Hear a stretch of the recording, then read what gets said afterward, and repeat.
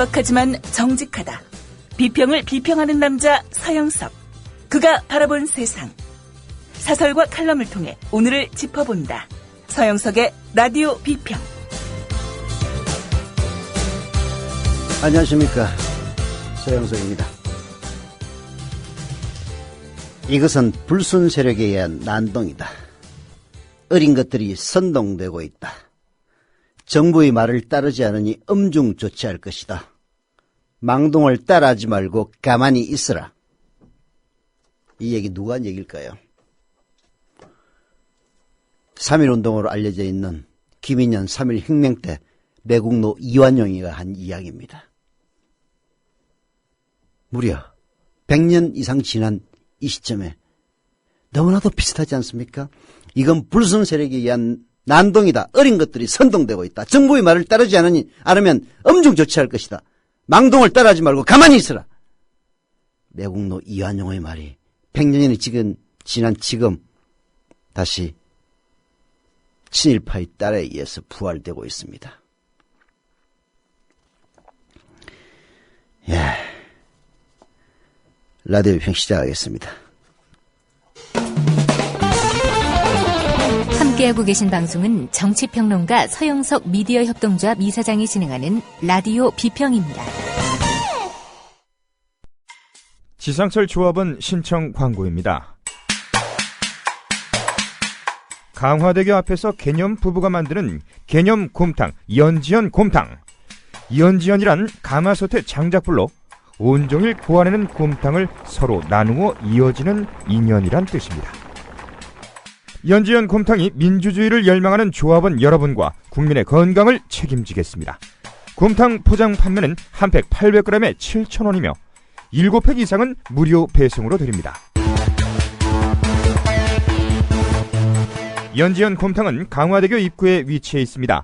단체 주문 예약 및 포장 주문 전화번호는 010-7252-1114, 010-7252-1114, 031-989-9968. 조합원 단체 예약은 10% 할인해드립니다.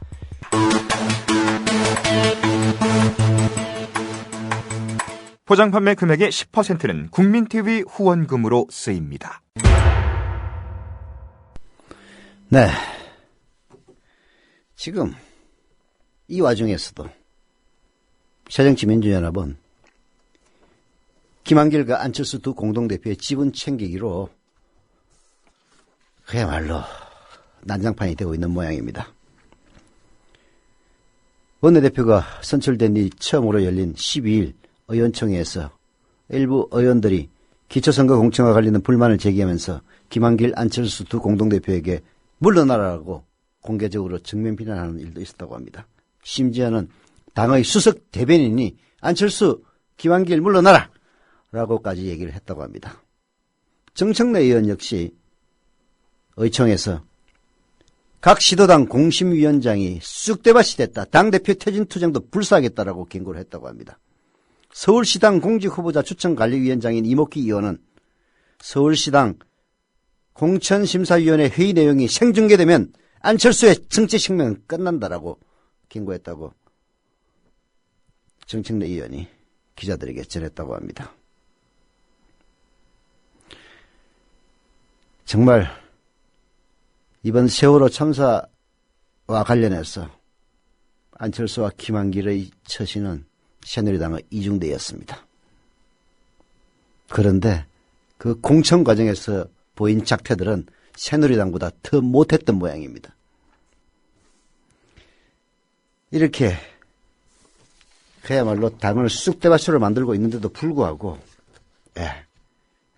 쑥대밭으로 만들고 있으니까 새정치민주연합의 지지율은 오르고 있지 않습니다. 그럼에도 불구하고 박근혜와 새누리를 견제해야 된다는 표심, 그 표심이 그 반대편에 있는 인물로 쏠리다 보니까 심지어는 수도권에서 남경필이도 어려워지고 있다는 조사가 나왔다고 합니다.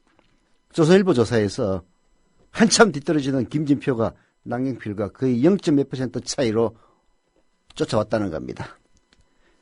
새누리당 비명을 지르지 않을 수가 없는 거죠. 20대와 30대의 표심이 새누리당을 후보에게서 돌아선 것이 결정타였다고 합니다. 저는 이번 선거에서 결국은 새누리당을 심판해야 한다는 여론이 우세하리라고 봅니다. 그래서 그 반사이득을 새정치민주연합의 후보들이 얻을 겁니다. 새정치민주연합이 밉다고, 그렇다고 새누리당을 심판하지 않을 수 없다는 그런 민심들. 그래서 저는 제안을 합니다. 제안을 하는 게 아니죠. 그런 제안이 있더라고요. 공감합니다. 예. 최소한 정당 투표만은 절대 새누리당이나 새정치민주연합 찍지 말자고요. 다른 정당들 많이 있습니다. 정의당, 통합진보당, 녹색당, 노동당. 자기 취향에 맞는 정당들로 정당 투표를 해서 새누리당과 그리고 새정치민주연합을 동시에 심판하자는 그런 제안 정말 공감이 갔습니다. IMPT가 서울시장 선거와 관련해서 새누리당 후보로 선출된 정몽준에 대해서 메시를 들이댔습니다. 정몽준이 흘린 악의 눈물과 정당 최초의 나체쇼란 제목의 칼럼인데요. 들어보시죠. 새누리당 서울시장 후보로 정몽준 의원이 선출됐습니다. 정몽준 의원은 5월 12일 올림픽 체조경기장에서 열린 새누리당 서울시장 후보자 선출대회에서 3,198표로 958표에 그친 김황식 전 총리를 압도적으로 앞서 1위에 올랐습니다. 정몽준 의원은 새누리당 서울시장 후보 선출수락 연설에서 제 아들의 철없는 짓에 진심으로 사과드립니다라고 하면서 눈물을 흘리기도 했습니다. IMPT는 이렇게 이야기합니다. 정치인의 눈물 잘 믿지 않습니다. 그래서 정몽준 의원이 흘린 눈물도 악의 눈물이라고 봅니다. 라고요. 악의 눈물이라는 거는요, 악어가 먹이를 씹으며 눈물을 흘리는, 눈에서 물이 나옵니다. 그래서 마치 자기가 씹어먹고 있는 동물의 죽음을 애도해서 흘리는 눈물인 것처럼 보여서 악의 눈물이라고 부릅니다. 필요할 때 가족을 동원해 선거에 이용해놓고 그 잘못을 뜯기 위해서 눈물을 흘리는 경우 정치인들에게는 많이 있다는 것이죠. 특히 한국에서는 가족을 동원한 감성자극 선거 방식이 그런대로 효과를 발휘해왔습니다. 어제 정몽준 의원이 눈물을 흘리자마자 언론은 울어버린 아버지 정몽준이라는 문구를 동원하면서 부정회를 자극하고 있습니다. 정몽준 의원의 정치 배경을 이해하려면 그 아버지 정주영의 정치 방식을 우리가 눈여겨볼 필요가 있다는 이야기죠. IMPT 얘기 들어봅시다. 계속. 정몽준 의원의 아버지 정주영 전 현대그룹 회장도 정치를 했던 사람입니다. 정주영 전 회장은 1992년 대통령 출마를 결심하면서 김동길의 새한당을 흡수해 국민당을 창당합니다. 1992년 대통령 선거가 시작되면서 정주영은 경제대통령, 통일대통령이라는 슬로건을 내걸며 반값 아파트 공약을 제시해 선거판에서 돌풍을 일으킵니다. 선거 유세가 한창이던 1992년 11월 30일 충남 대천 국민당 유세장에 대한민국 정당 최초로 나체쇼가 등장합니다. 유세장 직전 유흥 행사로 시작된 나체쇼는 참석한 사람들의 제지로 겨우 아슬아슬하게 마무리가 되기도 했습니다. 당시 MBC는 유세장 나체쇼 원본을 그대로 보도하기도 했는데 이는 공중파 최초로 19금 뉴스라는 용맹함을 보여준 사건이기도 합니다. 당시 국민당은 거칠 것이 없었습니다. 막대한 자금력과 조직력을 동원해 정보기관도 해내지 못했던 초원복집 도청도 해냈고 대한민국 신생정당 최초로 1992년 14대 국회의원 선거에서 31석을 확보하는 엄청난 성과도 이룩했습니다. 네, 정주영의 국민당 대단했죠. 물론 시도로만 미수에만 그치긴 했습니다만은 정주영의 시도는 그가 집사로 부렸던 이명박에 의해서 성공을 거둡니다. 재벌의 집사를 대통령으로 만들었던 거죠. 그런 인간을 대통령으로 만들면 우리도 재벌이 될 수 있을 것이라는 착각 때문에 또다시 이번에는 서울시장에 그 재벌의 아들이 2세가 시장이 되겠다고 나온 겁니다. 아버지의 정치 방식을 그대로 흉내내서. 정말로 정몽준 씨가 그럴 리는 없다고 봅니다만은 서울시장이 된다면 그 누군가 아들의 말 맞다나 서울시민이 미개한 것이다. 이런 얘기 할 수 있을지도 모르죠. 물론 그럴 일은 없을 겁니다. 정몽준 의원, 항상 연예인과 축구를 동원한 정치 이미지를 부각시켰습니다. 이 방식 바로 아버지 정주영에게서 물려받았던 방식입니다. 정주영은 1992년 정치를 시작하면서 강부자 이주일 등 당시 최고의 인기 연예인들을 동원한 선거로 효과를 봤습니다. 대선에서 패배한 뒤에 현대그룹에 대한 압력이 거세지자 정주영 이런 명령을 내립니다. 스포츠를 통해 이미지를 회복하라. 그래서 아들인 정몽준 현대중공업 회장은 축구협회장에 취임했고 정세영 그룹회장은 수상스키 협회장, 박재맨 현대건설 회장은 수영협회장, 이내연 현대건설 사장은 역도협회장, 이현태 현대석유학 회장은 아마야구협회장 등 한국 스포츠계를 장악합니다. 정몽준이 축구협회장에 출마해서 축구협회장이 된 거는요, 한국 축구의 발전을 위해서라기보다는 현대그룹의 이미지 쇄신을 위한 것이었습니다.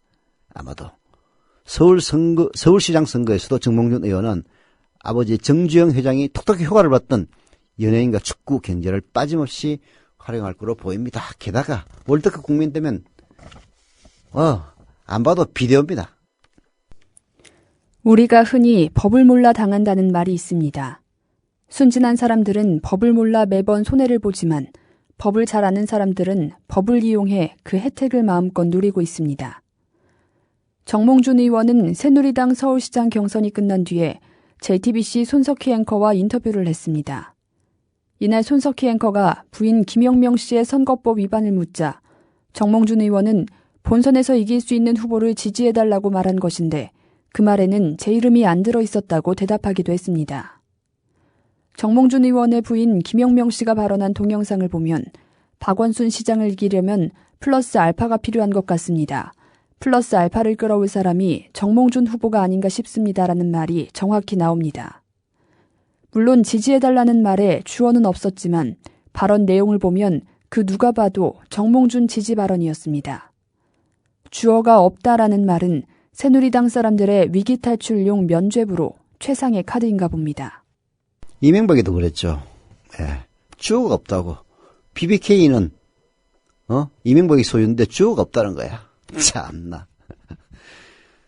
중앙선관위의 법규해석과가 있습니다. 중앙선관위에 법규해석과에서는 현재 국회의원이 광역자치단체장 선거에 출마할 경우 예비후보자 등록을 하기 위해서 국회의원직을 반드시 사퇴해야 하며 예비후보자 등록 신청 수리 후 그 직을 그만두지 아니한 사실이 발견된 때는 그 등록이 무효가 된다고 밝히고 있습니다. 말하자면 정몽준이 현직 의원이기 때문에 예비후보로 등록하기 위해서는 국회의원직을 사퇴를 해야 됩니다. 근데 국회의원직을 사퇴 안 하니까 결국 예비후보로 등록을 안 했습니다. 예비후보 등록을 안 했을 경우에 그 가족이 선거운동을 하는 경우는 불법입니다. 정몽준 부인 김영명 씨가 서울시장 선거운동하는 행위 그 자체가 바로 공직선거법 위반입니다. 정몽준은 현재 공식적으로 서울시장 선거에 출마한 후보가 아닙니다. 출마한 후보가 되려면 예비후보라도 일단 등록을 해야 됩니다. 예비후보로 등록을 하려면 의원직을 사퇴해야 돼요. 의원직 사퇴하기 싫으니까 예비후보로 등록 안 하고 지금까지 왔던 겁니다. 그렇게 해서 만약 김항식이가 이긴다면 슬그머니 국회의원으로 복귀하기 위해서입니다. 예비후보자로 등록을 안 할 경우에는 자신이 개설한 홈페이지 이외에 모든 다른 부분에서 선거운동 제약받습니다. 따라서 지금 정몽준이 벌이는 선거운동은 편법을 이용해 벌이고 있는 겁니다. 경선에 떨어지면 국회의원직 유지하고 경선에 이기면 국회의원직 사퇴하고 후보로 등록하겠다는 모습을 보면 끝까지 자기 손에는 하나도 보지 않겠다는 그 철저함, 재벌 아들 아니랄까 봐서 정말 혀를 내두르게 됩니다. 정몽준 의원이 무소속으로 출마하다가 한나라당에 입당하게 된 가장 큰 계기가 바로 2007년 한나라당 대선 후보로 이명박 후보가 선출되면서입니다. 무소속으로 국회의원을 하다가 아버지 정주영을 따라 국민당 소속이 됐다. 2002년 대선을 위해 국민통합 21이었던 정몽준 의원의 한나라당 입당은 공식적으로 이명박 후보를 도와주겠다는 적극적인 표현이었습니다. 2007년 이명박 한나라당 대선 후보와 정몽준 당시 무소속 의원이 만났는데 이 만남은 거의 20년 만이었습니다. 1991년 이명박은 정주영이 대선 출마를 준비하는 동안 자신의 보스가 아닌 김영삼 쪽으로 돌아서면서 정주영의 대선 출마 소식을 조선일보에 제공하는 만행을 저질렀습니다. 정주영과 정몽준 입장에서는 배신을 당한 셈이고 이런 이유로 정몽준과 이명박은 근 20년을 사적인 만남을 전혀 갖지 않은 상황이었습니다. 네, 2007년 정몽준이 한나라당에 입당함으로써 20년 만에 결국은 정몽준과 이명박은 화해를 한 셈이었는데요. 서로 돌아서게 된 원인도 웃기죠. 이명박이가 정주영 대선 출마를 조선일보에 흘려서 그것 때문에 일종의 배신을 당한 거죠. 다시는 안 보다가 20년 만에 화해를 했던 겁니다. 그래서인지 모릅니다. 정몽준 의원에게 서울시장 후보 경선 출마를 권유한 사람이 바로 친이계, 친이명박계의 김용태 의원이라는 사실. 이거 밑줄 쫙 그어야 됩니다. 요새 김용태 의원은 남재준 국정원장 사임을 요구하거나 박심 마케팅을 비난하는 등 반박근혜 진영을 구축하고 있습니다. 친이계가 박근혜 대항마로 정몽준 의원을 선택한 것은 어쩌면 탁월했을지도 모릅니다. 박근혜 지지율 하락 등으로 친박 마케팅의 효과를 보기 어려운 시점에서 정몽준 의원의 경제 과대 포장은 서울시장 선거에서도 먹힐 가능성이 높다라고 봤기 때문일 겁니다. 문제는 이런 형태로 친이계가 부활한다고 해서 대한민국 정치가 계획될 수 있느냐? 절대 그렇지 않습니다. 친이계, 친박계로 나뉘고 있지만 그들 모두 새누리당 의원이고 마치 이명박 때 친박계가 야당 형세했지만은 어땠습니까? 이명박 그대로 개성을 하고 그대로 이명박 검찰 통제하던 방식 그대로 써먹고 있습니다. 예. 꽈당몽준이라는 별명이 있던 정몽준 의원은 최다선 의원으로 한국 정치사의 현장에서 주역과 변방을 오가며 끈질기게 정치 인생을 이어가고 있습니다. 그가 정계를 은퇴할 것이다라는 예상을 깨고 다시 나올 수 있었던 배경은 현대 재벌과 축구, 연예인이라는 정치 외적인 요소가 그를 항상 도와줬기 때문입니다. 할 수만 있다면 모든 것을 다 동원하는 것이 선거지만 과연 언제까지 선거가 정치 외적인 요소로 당락이 결정되어야 하는지 참 답답합니다. 참 답답합니다. 예. 정말 구아무차고 뻔뻔스럽게 이럴 데 없는 인간들입니다. 봄날이라고 해서 봄날이 아닌 사람들도 참 많이 있는 것 같습니다. 박근혜가 성공하려면 바꿀 사람은 바꿔야 한다는 날카로운 비평, 통쾌한 해설. 여러분은 지금 미디어 협동조합 국민라디오 서영석의 라디오 비평을 함께하고 계십니다.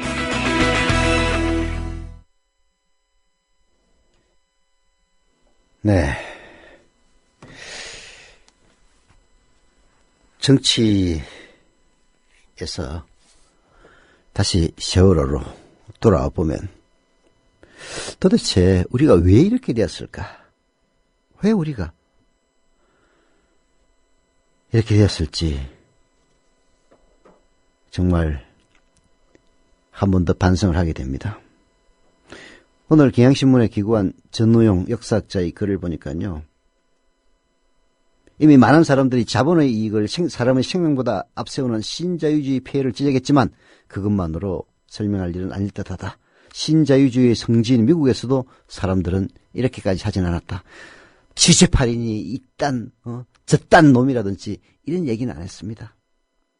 자, 그 이유는 전우용 씨는 이렇게 해석을 합니다. 실직, 해고 등 사회적 재난을 당한 사람들을 루저라고 부르면서 조롱하고 약자에 대한 연대와 동정을 말하면 종북 좌파라고 비난을 하고 위기에 처한 사람을 도우러 달려가면 선동꾼이라고 손가락질하는 이따위 극우 담론 공세에 위축되어 스스로를 검열하는 과정에서 저도 모르게 인간애를 잃어버린 것은 아닐까라고요. 당장 이번 참사를 두고도 좌파들이 시체팔이에 나설 것이라느니 유가족 중에 선동꾼이 있다느니 하면서 인류애에 기반한 보편적 슬픔을 선동의 소재로 인식하는 반인간적 은사들이 극우 새누리 진영에서 쏟아져 나왔습니다. 심지어 집권 여당 국회의원들 입에서조차 이런 말들이 나왔습니다. 이런 그야말로 반휴머니즘적인 은사야말로 인류애와 인간다움에 대한 협박인 겁니다. 이런 협박에 늘 노출되어 움츠린 사람들이 나만 아니면 돼, 나만 잘 살면 돼 라는 생각을 갖는 건 오히려 정상이 아니냐는 지적이었습니다.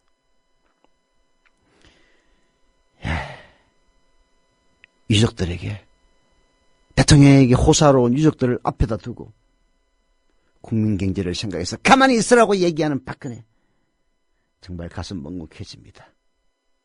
민생이 뭡니까? 사람을 살리는 겁니다. 마지막 순간에 사람을 살리는 것은 사람이지 돈이 아닙니다. 전영 선생의 이야기였는데요. 그래서인지 오늘 한겨레신문 정석구 논설위원 실장에서 편집위원으로 올라갔네요. 대통령부터 비워라 라는 충고. 한겨레신문 충고니까 오히려 거꾸로 갈지 모르겠습니다만은 정말 박근혜를 아끼는 사람들이라면 이런 충고부터 새겨 들어야 할 일입니다. 세월호 참사의 책임은 승객들을 놔둔 채 먼저 탈출한 선장과 승무원, 그리고 초동대처에 실패한 해경 등이 가장 클 것이다. 하지만 참사의 기본 원인은 우리 사회에 만연한 온갖 비정상과 구조적 비리에 뿌리를 두고 있다고 보는 게 옳을 것 같다. 우선 사람보다 돈을 우선시하는 우리 사회의 구조를 들 수 있다. 돈보다 인간다운 삶을 주창하고 이웃과 더불어 사는 세상을 얘기하면 좀 덜 떨어진 사람 취급받기 십상인 게 우리 현실이다. 대통령까지 부자 되세요라고 부추기는 사회에서 돈은 모든 판단과 행동의 핵심 기준이 된다. 정치권부터 봅시다. 민주정부라면 권력을 공적 이익을 위해 사용해야 합니다. 그럼에도 대부분의 정권은 그 권력을 자기 패거리들의 이권 챙기기 수단으로 남용합니다. 권력의 핵심부인 청와대가 대표적입니다. 청와대는 정권 지지 세력의 일자리 챙겨주는 컨트롤 타워 노릇은 충실히 수행하면서 정부와 공기업은 물론 심지어 민간 금융회사 임원 자리에까지 자기 사람을 내리꽂습니다. 청와대는 재난 컨트롤 타워는 아니라고 하면서 자기를 지지하는 인간들의 일자리를 챙겨주는 컨트롤 타워 역할은 충실히 했습니다. 그렇게 낙하산으로 내려간 이들이 과연 주어진 직무에 충실하겠습니까? 정부부터 그러는데 민간 부문이라고 다를 게 없습니다. 돈도 벌려고 폐구조를 변경하고 화물 가득한 해운회사 탓만 수는 없습니다. 있어 챙기기 바쁜 정치인과 돈 빼돌리느라 부실투성이야 된 민간 부분, 동전의 양면과도 같은 겁니다. 이른바 지도자라는 사람들의 직업윤리와 도덕성 붕괴도 세월호 참사의 또 다른 원인입니다. 대통령부터 그렇습니다. 국정원의 선거 개입이라는 헌법적 가치가 심각하게 훼손된 사태를 대하는 박근혜 태도 어땠습니까? 헌법을 수호할 책임을 지는 대통령이라는 최소한 국정원장은 경질하고 잘라버리고 국정원 선거 개입을 수사하는 검찰총장 몰아내지는 말았어야 했습니다. 그런데 박근혜는 자신이 해야 할 일 반대로 했습니다. 대통령부터 이러는데 누가 자기 직분에 충실해서 자신의 이익이 아닌 공공의 이익을 위해서 헌신하고 희생하겠습니까? 이런 사회에서 승객보다 먼저 배에서 도망친 선장, 그 빗나간 직업윤리만을 탓하는 건 공학이 짝이 없습니다. 제가 늘상 얘기하는 겁니다. 그 선장이 토낀 것은 이 나라의 지도층들이 어떤 잘못을 해도 박근혜에게 충성만 하면은 모든 것이 면책이 되고 오히려 더 출세하는 이명박근혜 정권의 그 적폐가 바로 그들이 만든 게 적폐입니다. 이게 바로 이런 오늘날의 참사를 불러일으킨 가장 크다란 원인이라는 사실, 박근혜는 아직도 모르고 있습니까? 권력을 감시 비판하고 사회가 썩지 않게 소금구실을 해야 하는 언론도 별반 다르지 않다. 공영방송이라는 한국방송은 사장이 회사 간부로부터 언론에 대한 가치관과 식견도 없이 권력의 눈치만 본다는 조롱을 받을 정도로 정상에서 한참 벗어나 있다. 세월호 참사를 보도하는 과정에서 대부분의 언론이 피해자들로부터 따가운 질책을 받았다. 오보와 선정적 보도는 남발하면서 권력에 불리한 내용은 애써 감추었다는 것이다. 언론이 제 역할을 못하면 권력은 더욱 오만해지고 사회 정의는 실종된다. 모두 우리 사회가 근본부터 바뀌어야 한다고 말한다. 맞는 말이다. 재난 대응 체계를 완벽하게 재정비하고 우리 사회를 안전 위주로 재편해 더 이상 제2, 제3의 세월호 참사가 일어나지 않도록 해야 한다. 맞습니다. 맞는 얘기입니다. 하지만 제도 몇 개 손본다고 사회가 근본적으로 달라지지 않습니다. 20년 전에 일어난 서해 페리오 침몰, 그리고 성수대교와 삼풍백화점 붕괴 등 대형 참사를 돌아봅시다. 세월호 참사 이후 우리 사회가 겪고 있는 과정이 당시에도 그대로 되풀이됐습니다. 부실한 구조체계를 질타하고 온갖 대책을 세운다고 야단법석을 떨었지만 근본적으로 바뀐 것은 없고 결국 우리는 또다시 생태 같은 300여 모습을 차가운 바닷속에 수장시켰습니다. 왜 이런 일이 반복되겠습니까? 사회가 근본까지 바뀌려면 제도 변화와 함께 구성원들의 의식 변화가 함께 이루어져야 합니다. 혁명적인 의식 변화 없이는 겉모양이 아무리 바뀌어도 사회는 본질적으로 달라지지 않습니다. 특히 대통령과 정치권 등 권력과 이권을 독점하고 있는 이들의 의식과 행동의 변화가 무엇보다도 중요합니다. 그들이 자기 편만의 입속을 챙기고 국민 안위보다도 정권 안위에 더 신경을 쓰는 한 국민 모두는 스스로 살기 위해 그들과 똑같이 행동할 수밖에 없습니다. 결국 근본적인 변화는 대통령을 비롯한 권력층이 과도하게 자기 몫을 챙기려는 행동을 중단할 때 비로소 시작될 수 있습니다. 자기는 바뀌지 않으면서 사회의 근본적인 변화를 요구하고 말하는 것은 위선에 불과합니다. 정권이 그럴 가능성이 있을 때 이런 이야기라도, 이런 충고라도 하는 겁니다. 이럴 가능성 전혀 없을 때는 그 정권을 바꾸는 길밖에 없습니다. 1차적으로 6.4 지방선거에서 다른 어떤 정당을 찍더라도 새누리당 후보만은 절대로 뽑아주지 않아야 최소한의 개선이라도 될 여지라도 볼 수 있을 겁니다.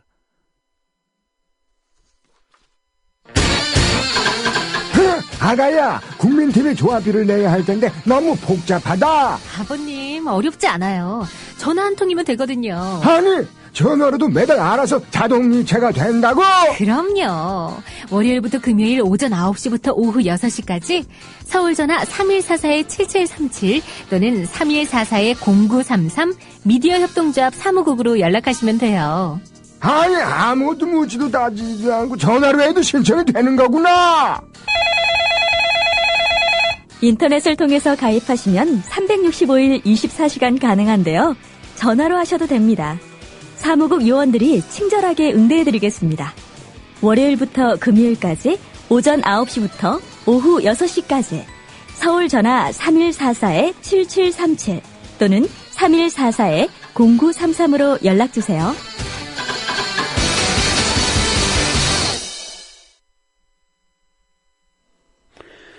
조합은 25,000명 돌파했습니다. 미래협동조합.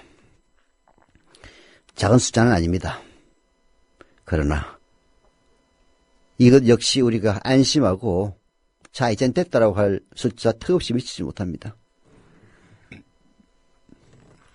미래협동조합 국민TV 출범한 지 1년 남짓 됐고 TV 방송 시작한 지 한 달 이제 넘었습니다. 많은 성과가 있었지만 이건 그야말로 첫 단추, 첫 출발에 불과한 겁니다. 여러분들이 더 아끼고 더 많은 사람들이 조합원에 가입해주고 더 많은 출자금을 내주시면은 지금 워낙 지상파들이 개판치니까 그나마 삼성재벌과 관련 있는 중앙일보 계열의 JTBC가 오히려 각광을 받고 있는 그런 상황입니다. 물론 JTBC 손석희 사장의 그 탁월한 결정 그리고 거기 가서 유압에 흔들림 없이 보도하고 있는 그 태도 칭찬받아야 마땅합니다. 그러나 결국은 재벌 방송일 뿐입니다. 그들이 자기 목이 위험하다고 생각할 때는 언제든지 손석희 사장을 내치고 다시 과거의 방송으로 돌아갈 가능성 충분합니다. 미디어협동조합 국민TV는 최소한 그렇지 않습니다. 25,000여 조합원이 주인이고 그들이 변하지 않는 한 저희 방송은 절대로 변하지 않습니다. 더 많은 조합원 가입으로 격려해 주십시오. 미래협동조합 국민TV 조합원 되고 싶으신 분들은요. 국민TV 홈페이지 kukmin.tv로 들어오셔서 맨 위쪽에 있는 조합원 가입 신청 클릭해 주시면 됩니다. 인터넷 사용 불편하신 분들의 경우에는요. 미래협동조합 사무국 02-3144-7737 02-3144-0933으로 전화하시면 직접 친절하게 가입시켜 드립니다. 그리고 방송 시간마다 나오는 조합원 여러분들 CMS 계좌이체, 월 사용량 납부, 해 주십시오 호소 드리는데요. 5,000명 이제 간신히 넘었습니다. 10,000명, 20,000명, 25,000명 조합원 전원이 매달 11,000원 사용료 납부해 주셔야만이 더 이상 출장은 까먹지 않고 지속적으로 좋은 방송 제작할 수 있습니다. 호소드립니다. 한겨레신문의 사설 세월호 이후에도 변하지 않는 박근혜 인사. 이런 얘기하기 정말 입이 아픕니다만은 그래도 또 조지고 또 조져야 합니다. 소개해드립니다. 세월호 사건으로 박근혜 대통령의 국정운영 방식에 과연 변화가 있을까? 많은 사람들이 궁금하게 지켜보고 있는 대목이다. 박 대통령의 총체적 리더십이 도마 위에 오르면서 인사 문제 등에 큰 변화가 있을 것이라는 관측도 적지 않다. 하지만 최근 드러난 청와대 참모진 개편 계획을 보면 그 답은 변한 게 전혀 없다는 것으로 요약된다. 변한 게 전혀 없는 정도가 아니라 난 변하기 싫어. 절대 안 변할 거야. 내가 무슨 잘못이야? 내 책임이야? 과거 정권에서 만들어 놓은 그 관료 시스템의 적폐 때문에 이런 사건이 일어난 거지. 박근혜 내가 잘못해서 그런 거야? 청와대가 잘못한 것 아니야?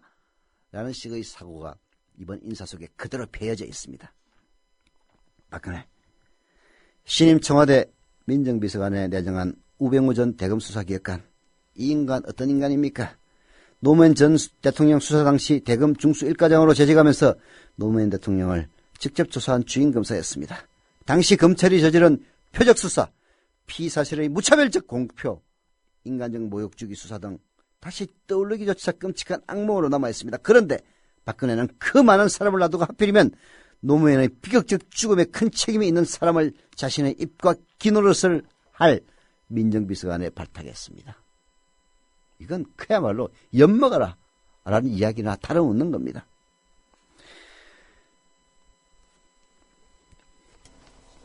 세월호 사건 이후 국민 통합의 필요성은 더욱 커졌다. 지금의 국가적 슬픔과 비통함을 극복하고 국민의 마음을 한데로 모으는 획기적인 조처가 필요하다는 점은 더 말할 필요가 없을 것이다. 대통령 스스로 단합된 힘으로 새로운 대한민국을 이뤄가겠다고 다짐했다.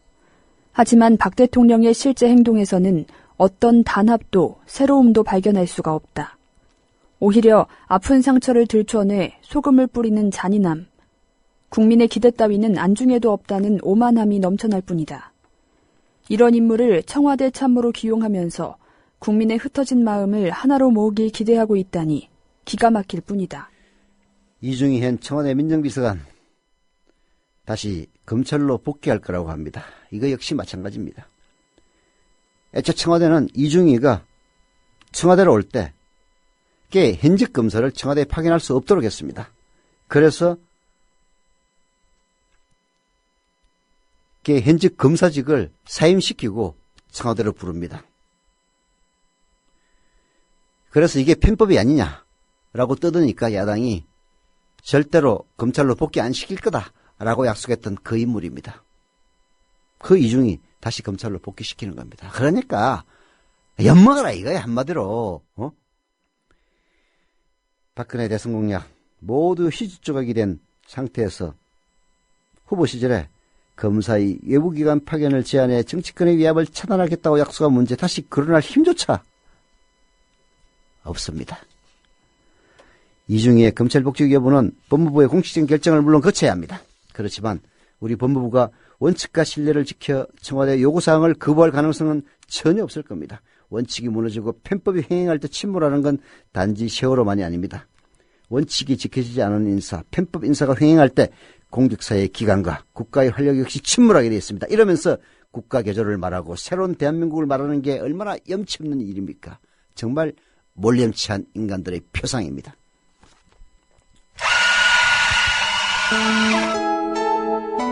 조합원을 위한 만남의 공간, 국민 카페를 아시나요? 질 좋은 원두로 만든 커피, 그리고 다채로운 음료는 기본이고요. 각종 공개 방송, 우리 사회의 건강한 지식인이 펼치는 따뜻한 특강이 펼쳐지고요. 특히 이 안보는 하나의 수리자 학이다. 즉 과학이라고 얘기를 했습니다. 특히 차재민, 김민기의 DD쇼가 열리고요. 자유롭고 내가 한 시민으로서 내가 어떤 말이든 할 수 있는 사회가 됐으면 좋겠고 매일 밤 9시에는 뉴스K 단체 관람도 있습니다. 섣부른 희생양 만들기로는 온 사회가 느끼고 있는 이 죄책감을 지울 수 없습니다. 서울 마포구 월드컵로 37 미디어 협동조합이 세운 카페 국민 카페로 여러분을 모십니다. 네. 경기 용인시 수지구의 류원님 조금까지 감사드립니다. 그리고 주소 아직 기재하지 않으신 일반의지님 조금까지 감사드립니다. 지방선거 앞두고 있습니다. 예. 근데 안철수, 김한길 하는 꼬락선이 보면은 진짜 이 정권의 무도함을 심판하고 싶어하는 많은 사람들의 의지를 꺾게 만듭니다. 제가 봐도 한심합니다. 뭐 김한길이야 그렇다고 치더라도 안철수는 그야말로 민주당이 아니지 새정치민주연합으로 입당해서 거대 정당의 공동대표로 정치적 시험대에 오른 격이긴 했습니다만은 완전히 낙제점을 받았다고 해도 과언이 아닙니다. 역시 기대주가 현실에 적용될 때 그 기대만큼 못한다는 통설 입증된 것 같습니다. 그럼에도 선거에서 새누리당이 심판받는다면 또다시 그걸 빌미로 김한길, 안철수 부활하려고 시도할지도 모릅니다. 그것 역시 국민이 심판해야 될 일입니다. 라디오 비평 마칩니다.